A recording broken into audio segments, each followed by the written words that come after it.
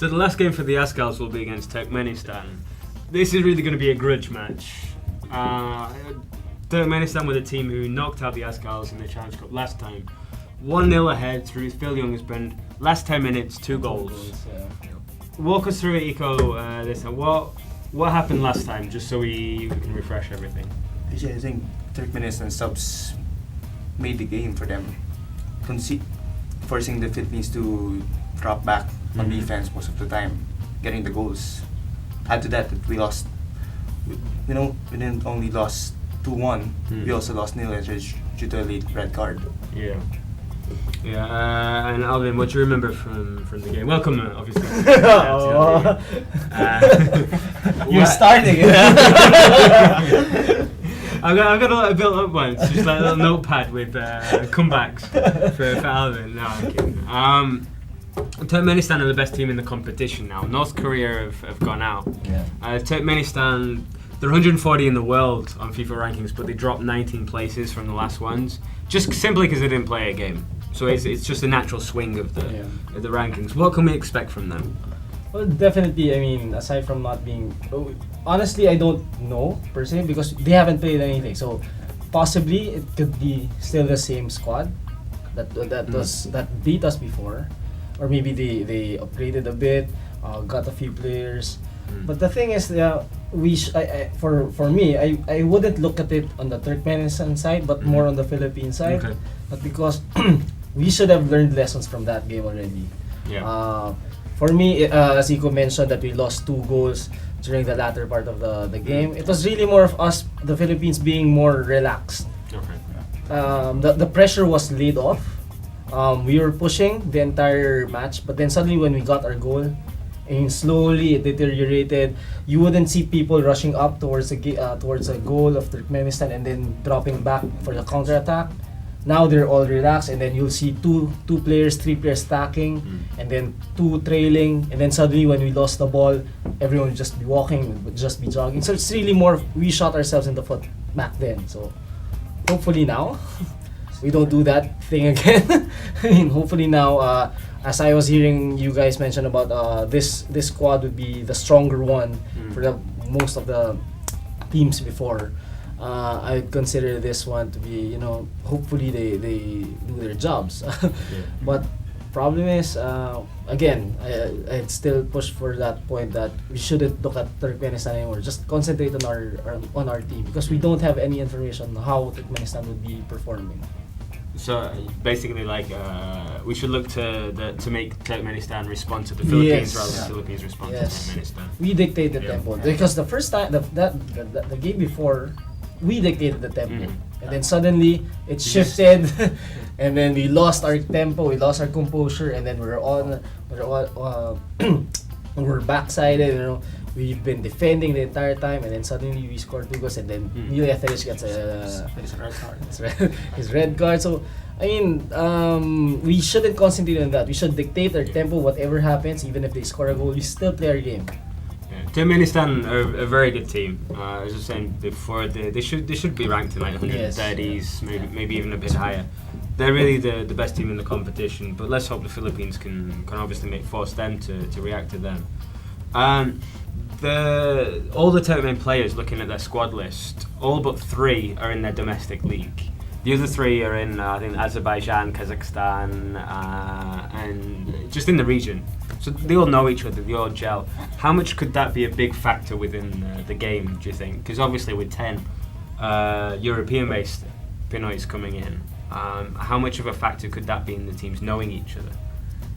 Well, we can only hope that the Azkals already know each other based on their previous experience playing each other. But obviously, well, not like hi, I'm Javier. Well,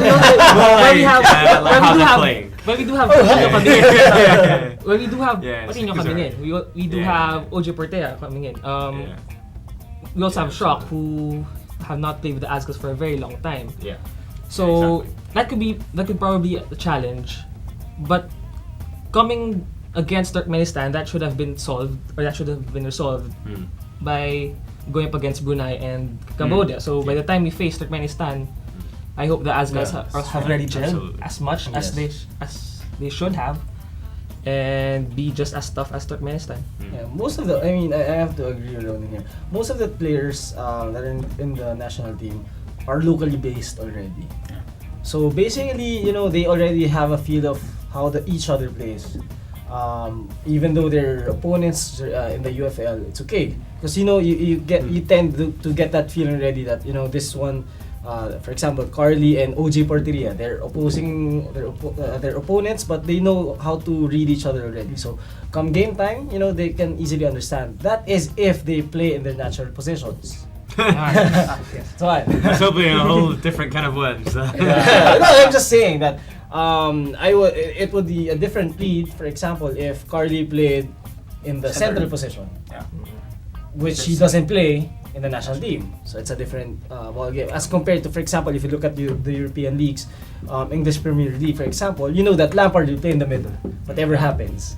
Glenn Johnson will play on the right, Ashley Cole on the left. That's already set. Fixed. That's fixed. So here we tend sometimes to play around, just because we're lacking on a certain player here. Since this player is skillful enough, we want to move it there. So that's a different ball game. But again, they're already experienced here. They're all based here. So I think in terms of gelling, it'd be shorter. I think even just the first game, they're already feeling that vibe already. But for Neil Etheridge or Roland Bueller, like both coming from outside the country, it's okay because they're in the goalkeeper position. So you just have to command. The key here is to see the newbies like Patino, how he would fit into the system. Especially he's coming new. He hasn't proven anything. How will he fit in the system or even the players themselves? So I think it would be not the gelling part per se until the Turkmenistan. But I think maybe the Brunei only during the first game. That'll be just a feeling out stage. And so let's go predictions. Turkmenistan, they were in the final last two times. They're the best team not to win the competition so far. They were beaten by North Korea. Best team not to win. They were in the final both times. Both times. And the last two ones, just beaten by North Korea. Now there's no more North Korea. They take over the top seeds. They'll be playing away from home against the Philippines. The Philippines have probably their strongest lineup ever. What do we think the score is going to be? Alvin first. I'd call it 1-0 for the Philippines. Yeah. I'd call it 2-1 for Philippines. 2-1 Philippines. Calling it 1-0 or even a scoreless draw would be enough. Okay. Wait, I have a question though first. Why is North Korea not involved? Finally the FC finally decided that... Not because Dennis Rodman went there. Just checking. It's nothing to do with the nukes or anything. It's, Because they already qualified. the way that the Challenge Cup works is you have It's the developed countries, developing and emerging nations. The Challenge Cup is supposed to be for the emerging ones. Yes. There's a few developed countries such as Turkmenistan, Tajikistan in that. North Korea were the only classed as developed football nation who were in that. For some weird reason, they were also included in that and allowed to play for two or three of those editions. Now the AFC have finally realised. Wow. It only took twice for them to win back-to-back championships for them to realise that they North shouldn't Korea be played in in the that. World Cup already. Yeah, right? yes. Yeah, See, yeah. it's so Yeah. sorry.